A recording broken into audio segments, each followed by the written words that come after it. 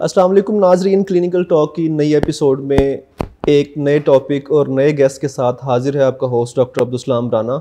आज हमारे पास जो टॉपिक है वो एक आम लोगों के लिए टॉपिक है। वो कोई मखसूस कोई ख़तरनाक बीमारी नहीं है, बट ये है कि काफ़ी सारी जो ख़तरनाक बीमारियां हैं उनकी तरफ इसको लीड करता है।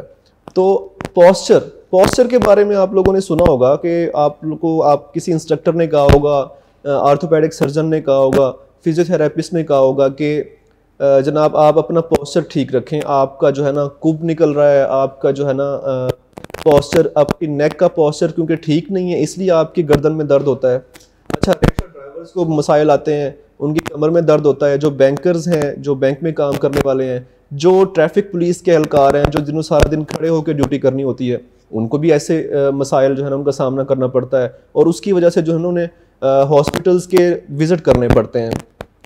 तो इस चीज़ को एड्रेस करने के लिए हम और भी बहुत सारी चीज़ों को एड्रेस करेंगे जो हमारी आम लाइफ में, जो हमारे मस्कुलोस्केलेटल कंडीशंस हैं उनके लिए बड़ा मसाइल पैदा करती हैं। तो इस चीज़ को हम डिस्कस करेंगे। इस पे बात करने के लिए आज जो हमारे साथ शख्सियत मौजूद हैं उनका नाम है doctor Mohammad Ahmad.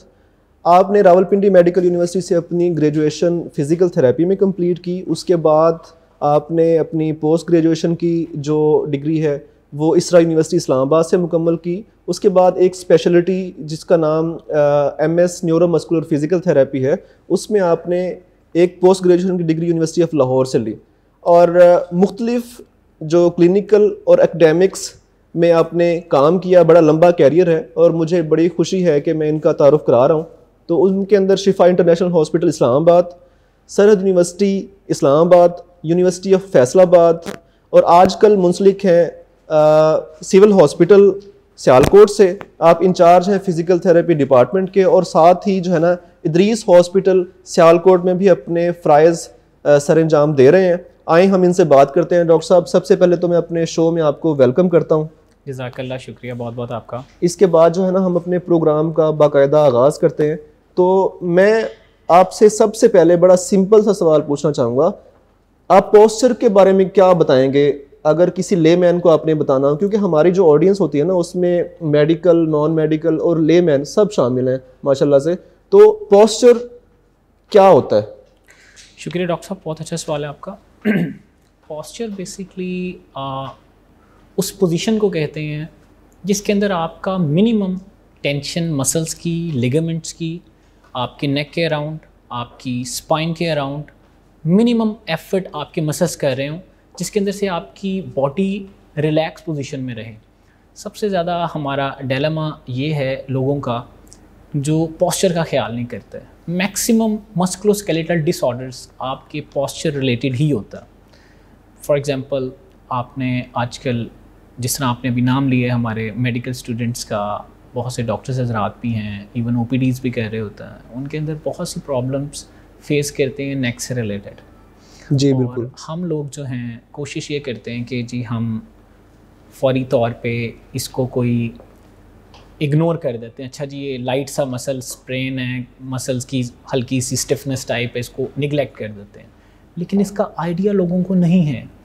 With passage of time ये चीज़ उनके लिए एक क्रॉनिक पेन की तरफ चले जाती है, जिसको हम उर्फ़े आम में कहें वो बीमारी जो काफ़ी अरसे तक चलती है। सो ये टॉपिक कवर करना इट्स वेरी वेरी इम्पॉर्टेंट। अब पॉइंट ये है कि इसको हम कैसे मेंटेन कर सकते हैं। जिस तरह आप एग्जांपल लें एक गुड पोस्चर, फॉर एग्जांपल आप अगर मुझसे पूछते हैं जी कि जी आपके नज़दीक एक बेस्ट पोस्चर क्या है, मेरा नेक्स्ट क्वेश्चन आपसे यही था, तो अच्छा हुआ आपने बता दिया, आप इसी पे बात करें। मेरे नज़दीक जो गुड पोस्चर है वो ये है, अगर हमारा कैमरा शो कर सकता है, उसके अंदर नॉर्मली हमारा जो पोस्चर होता है वो ये स्टाइल है हमारा बैठने का नॉर्मली, ठीक है। उसके अंदर आप देख सकते हैं कि हमारा जो सर्वाइकल का ये जो गर्दन का जो एक एंगल है ये कुदरती कर्व है। पहले मैं आपको थोड़ा सा इन कर्वेचर के बारे में पहले मालूमात दूँ। जी, अल्लाह ताला ने इंसानी जिस्म को अपना बहुत खूबसूरत शाहकार बनाया हुआ है। हमारी बॉडी के अंदर एक प्राइमरी कर्व्स हैं और कुछ सेकेंडरी कर्व्स हैं। प्राइमरी कर्व जो पैदाइश के बाद बच्चे साथ लेके आता है जी। सेकेंडरी कर्व्स हैं जो with the passage of time जो इंसान खुद डेवलप करता है, जिसके अंदर ये गर्दन का कर्व आ गया और आपकी कमर का कर्व आ गया। ठीक है जी। अब जो नेक का कर्व है उसका एक स्पेसिफिक एंगल है, अप्रॉक्सीमेटली 30 to 45 की रेंज के अंदर हम इसको नॉर्मल कर्वेचर कहते हैं। अब अगर ये एंगल ज़्यादा हो जाए या कमी हो जाए तो ऑटोमेटिकली आपके जो सराउंडिंग नेक के मसल्स हैं ये स्टिफ हो सकते हैं, और जो आपके स्पाइन के साथ जो लिगामेंट्स जा रहे होते हैं उनके ऊपर भी मैक्सिमम प्रेशर पड़ता है। अब आपने जो सवाल किया है गुड पॉस्चर का, good posture is that posture, जिस तरह मैंने आपको पॉस्चर की डेफिनेशन बताई है कि जिसके अंदर आपके मसल्स का मिनिमम स्ट्रेस आपके मसल्स के अराउंड आए।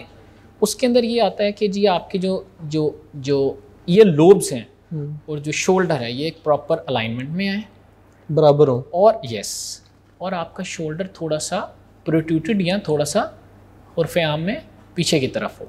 सो that will be a good posture, that is considered as a good posture, जिसके अंदर से आपका मिनिमम एफर्ट, मिनिमम लोड आपकी नेक के और स्पाइन के ऊपर पड़ रहा हो। अच्छा सर, आपने बड़ा अच्छा एलेबोरेट किया। तो हमारा नेक्स्ट जो क्वेश्चन है वो, क्योंकि हम क्वेश्चन लेते हैं ऑडियंस से, ठीक है, तो एक क्वेश्चन मेरी तरफ से है कि अब मैं सपोज़ कि ड्राइविंग करता हूँ, ठीक है, तो ड्राइविंग करते हुए मैं 6 घंटे की ट्रैवलिंग करके गया हूँ, तो उसके बाद जो है ना मुझे जो है ना वही वाला आपने जो भी बात बताई है, नेक पेन स्टार्ट हो जाता है, तो इसकी क्या वजह है, उसको मैं कैसे करेक्ट कर सकता हूँ?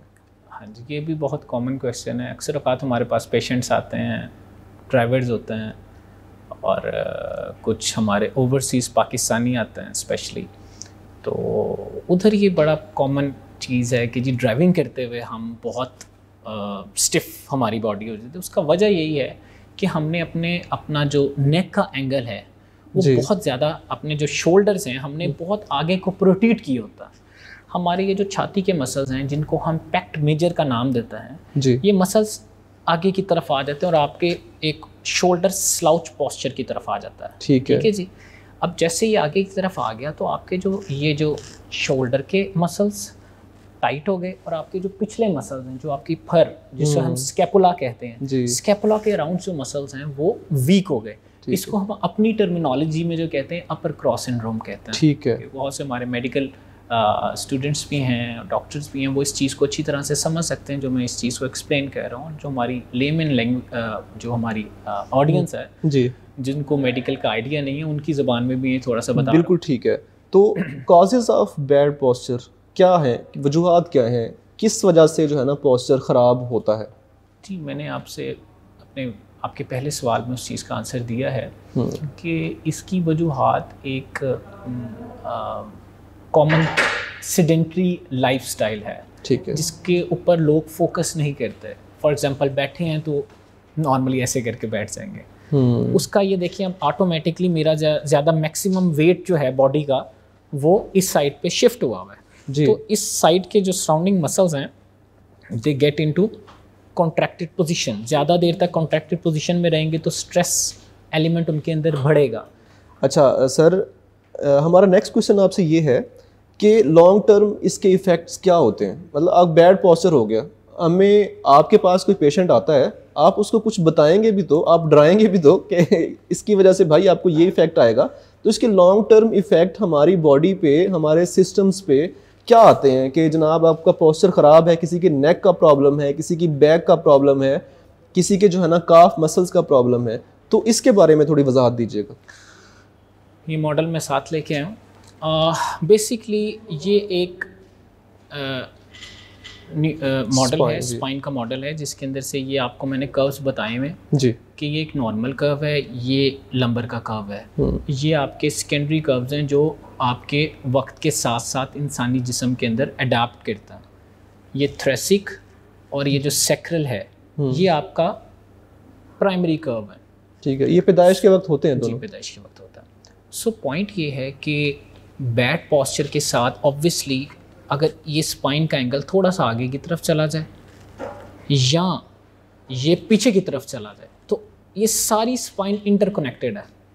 तो इसका इफ़ेक्ट आपकी पूरी स्पाइन के ऊपर होगा। अब ऑब्वियसली मैंने आपको जिस तरह डेमॉन्स्ट्रेट किया, अगर मैं अपनी नेक को पीछे की तरफ करके ज़्यादा रखता हूँ, या जिस तरह लोग ये बैठते हैं ऐसे करके, या ड्राइव ऐसे कर रहे होते हैं, तो ऑब्वियसली आपका ज़्यादा प्रेशर आपकी सैक्रल बोन के ऊपर पड़ेगा। बिल्कुल ऐसा। जब सैक्रल बोन के ऊपर पड़ेगा और नेक के मसल्स पीछे की तरफ होंगे, तो ऑब्वियसली आपको मैंने बताया कि जो आपके मसल्स की टोन है वो ज़्यादा कॉन्ट्रैक्टेड हालत में रहेगी। ज़्यादा देर कोई भी चीज़ रहे उस हालत में, तो नीचे से आपकी खून की शरीयानें जा रही होती हैं, उनकी ब्लड सप्लाई कॉम्प्रोमाइज़ होने का ख़तरा होता है। बिल्कुल। तो ब्लड सप्लाई भी कम पहुंचेगी उस एरिया में, तो वो ज़्यादा फटीग होने के चांसेस होंगे उन मसल्स के अंदर। सर मैं आपको यहाँ रोकूंगा, आज हमारे पास नाजरीन इल्म का समंदर जो है ना है, तो हम कोई भी 1 मिनट भी ज़ाया नहीं करेंगे। हम अब मेरे जहन में क्वेश्चन आया है, जो आपने अभी बात बताई ना कि जब हम पीछे होके बैठते हैं, ज़्यादा जो प्रेशर है हमारी बॉडी का, जो वेट है वो सैक्रल बोन के ऊपर आता है। सैक्रल बोन और टेल बोन में क्या डिफरेंस है? बाज़ लोग होते हैं ना वो जो ज़्यादा बैठ के काम कर रहे होते हैं, तो उनकी ना टेल बोन में पेन आना स्टार्ट हो जाता है, ख़ासतौर पे ऑफिस वर्कर्स में, ख़वातीन के अंदर। तो उसके बारे में थोड़ा आप बताइएगा नाज़रीन को। जो टेल बोन है वो आपकी सैक्रल, ये जो आपकी सैक्रल बोन है उसके नीचे छोटा सा पार्ट को हम टेल बोन कहते हैं। अगर इस एरिया की इन्फ्लेमेशन हो जाए तो इसको हम कॉक्सीडाइनिया, ये मेडिकल टर्म है, इसको कॉक्सीडाइनिया कहते हैं। इसके बहुत से वजूहात होती हैं। अक्सर औकात हमारी ट्रॉमेटिक रीज़न होती है। ट्रॉमेटिक, यहाँ पेशेंट गिर जाए या प्रोलॉन्ग्ड किसी हार्ड सरफेस पे, जिस तरह ये इंडस्ट्रियल शहर है जी, अक्सर औकात हमारे यहाँ के जो पेशेंट्स हैं या इधर के जो लोग हैं वो ग्लव्स वगैरह, फुटबॉल वगैरह बना रहे होते हैं, तो उनको ऑब्वियसली उस टाइप की सिटिंग नहीं दी जाती।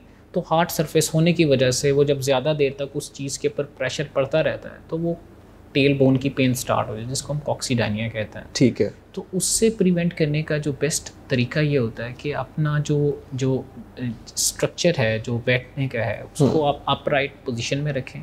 ठीक है। आपको जिस तरह मैंने एक्सप्लेन किया है कि आपका जो शोल्डर है और जो आपके ईयर के लोब्स हैं वो आपके बिल्कुल एग्जैक्ट पोजीशन में हैं, और आपका जो पीछे स्कैपुला है या जिसे हम फर की हड्डी कहते हैं, वो दोनों कॉन्ट्रैक्टेड हालत में हो इस कंडीशन में। ठीक है।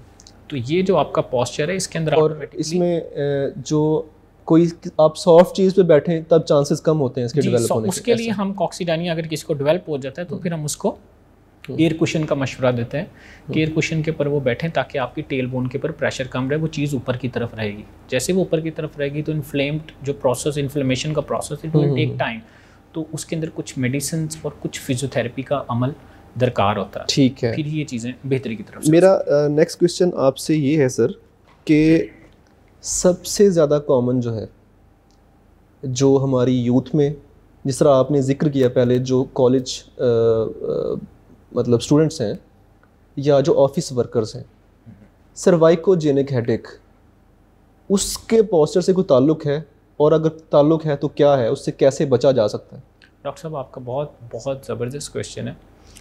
सर्वाइकोजेनिक हेडेक हमारे डेफिनेटली मेडिकल हज़रात, जो हमारी ऑडियंस है वो तो डेफिनेटली इस चीज़ को समझ जाएगी, लेकिन जो हमारी दूसरी ऑडियंस है उसको ज़रा एक्सप्लेन कर देता हूँ मैं। इस सर्वाइकोजेनिक हेडेक्स की डिफरेंट टाइप्स होती हैं, जिसके अंदर से आधे दर की सर, जिसको हम माइग्रेन कहते हैं, कुछ क्लस्ट्रल हेडेक्स होती हैं, कुछ टेंशनल हेडेक्स होती हैं, लेकिन हर एक हेडेक का पैटर्न डिफरेंट होता है।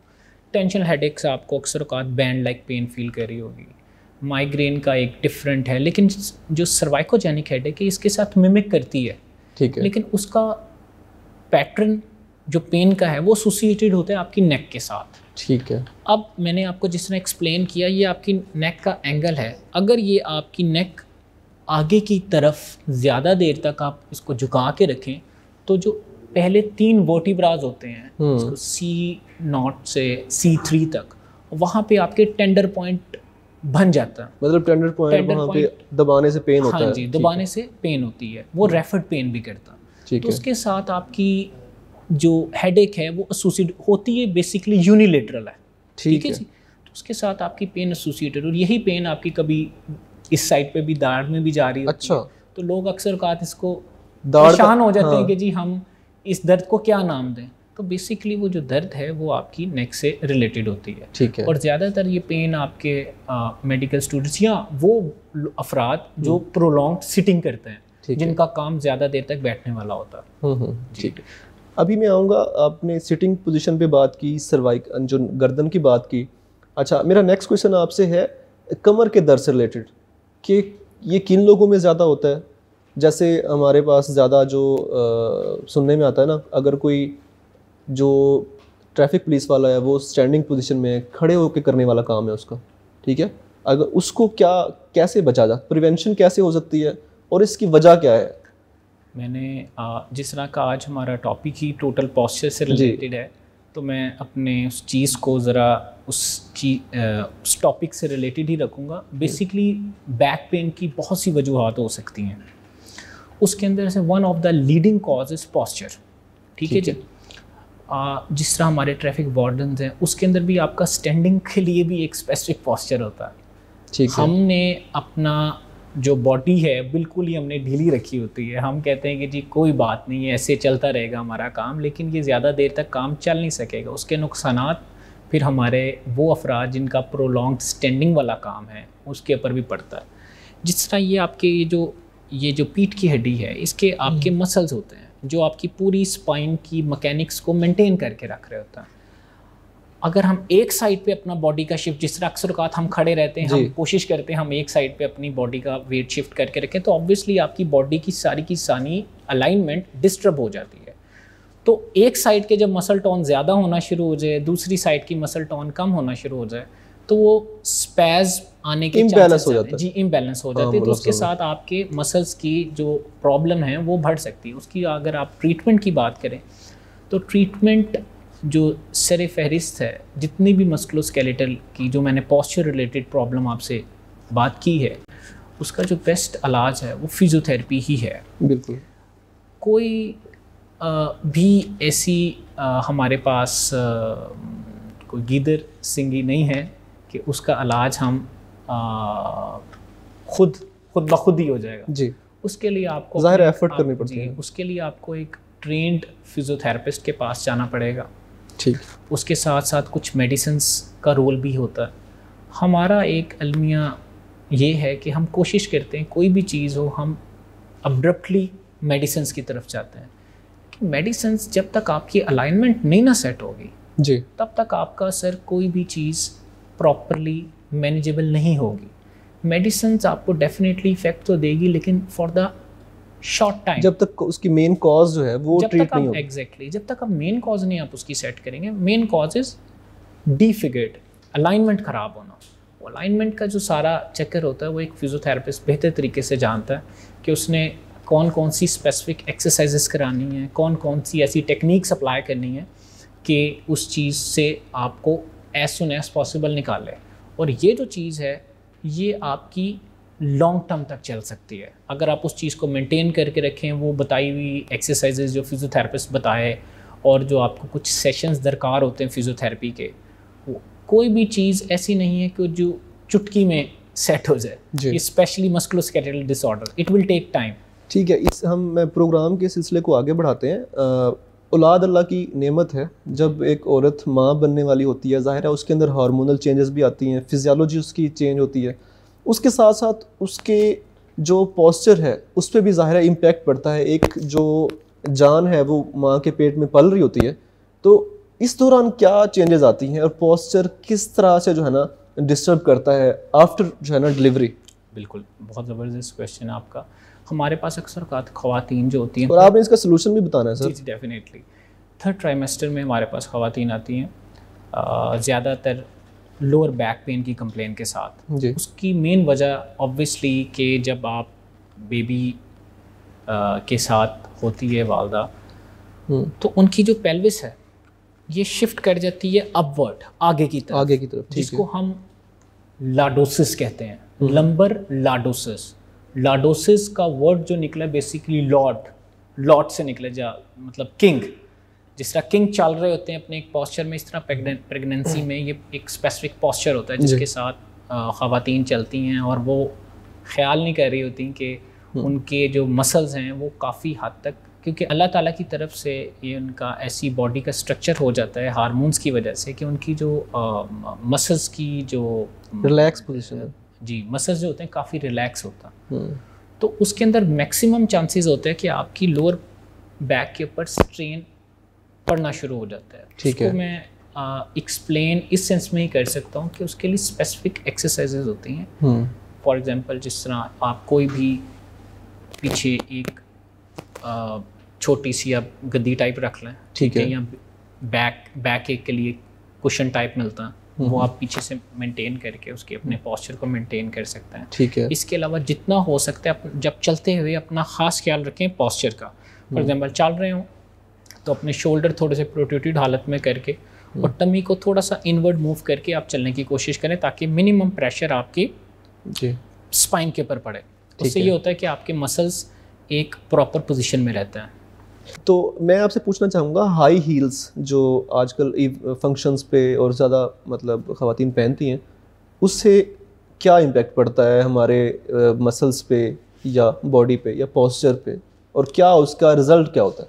जी, सबसे पहले तो आपकी जब हील्स ख़वातीन पहनती हैं और वो कोशिश ये करती हैं कि ज़रा हाई हील्स इस्तेमाल करें, तो जब हील्स होती हैं तो ये आपका जो नी जॉइंट है वो या तो आपकी इस पोजीशन में रहता है, मैं थोड़ा नी बेंड हो जाता है। जी, नी बेंड हो जाता है या बिल्कुल स्ट्रेट हो जाता है जी। तो एक तो आपकी नी की प्रॉब्लम्स तो आती हैं ही हैं, और अक्सर औक़ात ख़वातीन एक्सरे करवाती हैं तो उनके अंदर एक वर्ड लिखा होता है अर्ली डीजनरेशन का। वो वजह यही बनती है कि जो अमल एक नेचुरल अमल है जो 40-45 की एज के बाद ख़वातीन में आना होता है, वो बहुत अर्ली आना शुरू हो जाता है। उसकी वजूहात यही हैं कि आपका जो सारी बॉडी की मैकेनिक्स है वो सारी डिस्टर्ब हो जाती हैं, क्योंकि पहले ही हम अपनी बॉडी का ख्याल नहीं रखते, उसके बाद हम हील्स इस्तेमाल करना शुरू कर देते हैं। तो नी लंबर की आपकी जो कमर की स्पाइन है, आपकी थ्रेसिक स्पाइन, आपकी सर्वाइकल स्पाइन, सारी की सारी डिस्टर्ब। जब आपके पाँव मतलब किसी ऐसी चीज़ पे हैं जो इवन नहीं है, बराबर नहीं है, तो आपके जो मसल्स हैं टांगों के, आपके जॉइंट, नी जॉइंट, आपका हिप, आपकी कमर, आपकी गर्दन, मतलब टोटल जो है ना वो सब कुछ चेंज हो जाता है, बिल्कुल सब सारी मैकेनिक्स चेंज हो जाती है। उसकी वजह से सब पे इफेक्ट जो है ना वो आ सकता है। तो ख़वातीन में आपको एक बात डॉक्टर साहब ने जैसे बताई है कि हाई हील्स का नुकसान सिर्फ यही नहीं है कि आप चल रही हैं तो चलते आप गिर सकती हैं या पाँव में मोच आ सकती है, तो इसके लॉन्ग टर्म इफेक्ट जो है ना वो बहुत ज़्यादा है। तो डॉक्टर साहब ने तो बहुत डरा दिया है, तो ये जो है ना इसका इस्तेमाल कम से कम आप रखें, तो फंक्शन तक की हद तक, हाँ फंक्शन की हद तक रखें। अच्छा, मेरा एक सवाल है, आजकल क्योंकि बहुत पाकिस्तान में बहुत गुर्बत है, मसाइल हैं, घर की परेशानियां लोगों को होती हैं, तो एक कंडीशन होती है जो एंग्जाइटी डेवलप होती है। एंग्जाइटी का हमारे पोस्चर पे कोई इफ़ेक्ट है, और इफ़ेक्ट है तो किस तरह से है, और इसको हम किस तरह छुटकारा हासिल कर सकते हैं? जी सर, डेफिनेटली इसका एंग्जाइटी के साथ इफ़ेक्ट तो है। ये एक बंदे की ऑलरेडी, जिस तरह आपने बताया कि अपनी वो टेंशनों में गिरा हुआ है, और सेकंड उसके साथ आपने ये काम हो गया कि उसकी गर्दन की और कमर की तकलीफ़ें भी बढ़ना शुरू हो गई हैं, तो उसके साथ ऑब्वियसली डिप्रेशन, आपकी जो ब्लड सर्कुलेशन है, वो सारी चीज़ें जब कॉम्प्रोमाइज़्ड हो रही हैं तो डिप्रेशन और एंग्जाइटी का एलिमेंट तो इसके साथ डेफिनेटली है। जितना आप अपने रिलैक्स रहेंगे, आपकी बॉडी रिलैक्स रहेगी, उतना आपको ऑब्वियसली एक पॉजिटिव वाइब्स आएंगी। ऑब्वियसली आपका जो ब्रेन है आपका हेल्दीली काम करेगा, और आप अपने गिरदो अफराद जो अपने जो सराउंडिंग्स हैं उनके साथ एक आप अच्छे तरीके से अपना सिस्टम चला सकता है। ठीक है। अच्छा, आजकल जब से मोबाइल फ़ोन आया ना, दुनिया चेंज हो गई है। ठीक है, सोशल मीडिया आ गया, इवन इतनी ज़्यादा जो है ना एडिक्शन हो गई है मोबाइल फ़ोन इस्तेमाल करने की कि बच्चे, इवन मेडिकल के स्टूडेंट क्लासरूम्स के अंदर भी जो है ना मोबाइल फ़ोन यूज़ कर रहे होते हैं, उनको फ़ाइन भी हो रहा होता है। ठीक है, क्लास से भी बाहर निकाले जाते हैं, उसके बावजूद भी इस चीज़ में कमी नहीं आती। तो इसके क्या नुकसानात हैं और पोस्चर पे क्या इफ़ेक्ट है? जी, मैंने आपसे जिस तरह अर्ज़ किया कि हमारे जो आजकल वैसे भी ऑनलाइन आ चुके हैं। जी, आप जो है ना इससे जब हम बैठे थे, पहले आप तशरीफ़ लाए हैं, तो आप एक बीमारी बता रहे थे कि टेक्स्ट नेक सिंड्रोम। ठीक है, तो उसका भी जो है ना नाजरीन को बताइएगा, मुझे उसका आइडिया हो गया तो नाजरीन ज़रूर जानना चाहेंगे। टेक्स्ट नेक सिंड्रोम जो है वो बेसिकली आपकी नेक से रिलेटेड ही होती है। फॉर एग्जांपल अगर आप मोबाइल यूज़ कर रहे हैं तो हमने कभी भी, मैंने बहुत कम ही देखा है अपनी लाइफ में कि कोई अपने मोबाइल को बिल्कुल स्ट्रेट करके देख रहा होता है, या जिसकी नज़र कमज़ोर है वो कोशिश करेगा ऐसे देखेगा, वन अदरवाइज नॉर्मली ज़्यादा देर तक देख भी नहीं सकते, लोग बेंड ही करके अपने मोबाइल को देख रहे होते हैं। तो ऑब्वियसली उसका सारे का सारा इम्पैक्ट आपके सराउंडिंग मसल्स के ऊपर होगा। आपके जब मसल्स यहाँ से टाइट होंगे तो आपकी जो वर्टिब्राज हैं उनका जो ये स्ट्रक्चर है ये ख़राब हो जाएगा, चेंज होना शुरू हो जाएगा, मैक्सिमम डीजनरेशन स्टार्ट होने के चांसेस होंगे। इसके अलावा ये नसें निकल रही होती हैं, इन नसों पे प्रेशर पड़ना शुरू हो जाएगा आपके मसल्स का। तो अक्सर औक़ात हमारे पास उसके साथ पेशेंट की पेन रेडिएट भी कर सकती है। तो इसके अंदर जो बेस्ट अगर ट्रीटमेंट की हवाले से बात करें तो physiotherapy is one of the leading treatment in such kind of musculoskeletal disorders. आजकल तो फिजियोथेरेपी का इस हद तक रोल हो चुका है कि जिस तरह हमारा कोविड-19 पेंडेमिक में WHO की गाइडलाइन के अकॉर्डिंगली देखें तो चेस्ट फिजियोथेरेपी इतनी इम्पॉर्टेंट हो चुकी है कि वही आपकी ऑक्सीजन सैचुरेशन लेवल को इंक्रीज़ करेगी। इस ऐसी बीमारियां मस्कुलोस्केलेटल की बीमारियों में तो physiotherapy is top of the list. उसके अंदर आपकी काफ़ी इफ़ेक्टिव है। अपने जो भी करीबी फिजियोथेरेपिस्ट हैं उनसे आप लाजमी रुजू करें इन मस्कुलोस्केलेटल डिसऑर्डर्स के साथ। सर मेरा नेक्स्ट क्वेश्चन आपसे है स्लीप से रिलेटेड। क्या आपने बात की, हमने ऐसे जो है ना खड़े होना चाहिए, ठीक है, ड्राइविंग कैसे करनी चाहिए, बैठना कैसे चाहिए, हमें सोना कैसे चाहिए, सोने का पोस्चर क्या होना चाहिए, स्लीप का पोस्चर बताएं कि मतलब तकिया कैसा होना चाहिए, बेड कैसा होना चाहिए।